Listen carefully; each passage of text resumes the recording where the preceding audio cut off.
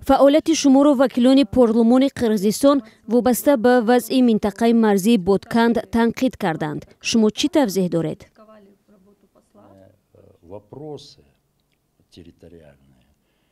از بحث‌های مرزی نزاع می‌خیزد.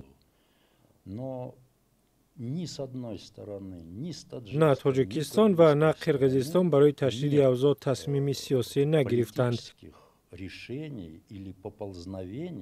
میتوان به بحث‌های مرزی خاتمه داد، اما آهسته آهسته، چون که مسئله مرز حساس است.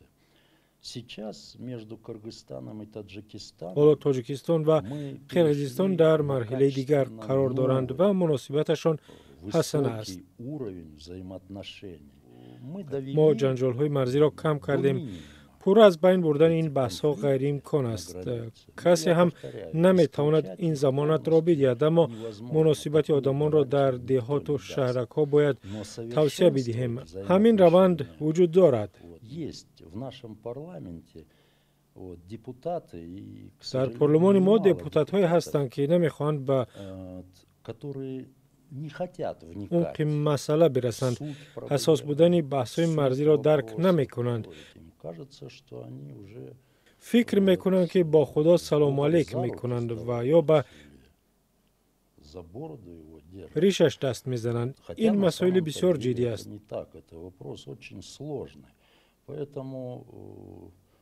شاعر گفته است که هر یک ناظر جنگ خود را استراتژ میپندارد. درگیری‌های مرزی را آنها از منبر پارلمان نظارت می‌کنند. اگر اینقدر دانا باشند و نیروی داشته باشند، بیایند و تلاش کنند از این درگیری‌ها پیشگیری کنند. آنها خود را بسیار دانا می‌پندارند و می‌خواهند مردم از آنها عبرت بگیرند.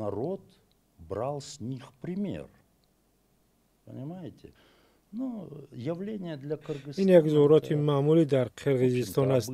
من در این امر هیچ عجابتی نمی بینم.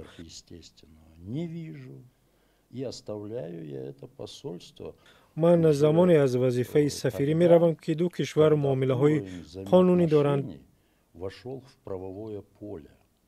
در مورد بحث مرز تاکید می کنم که آن را باید اعضای کمیسیون بین حکومتی حل کند. 520 کیلومتر خط مرز را کشیدیم، حدود 400 کیلومتر آن باقی مانده است.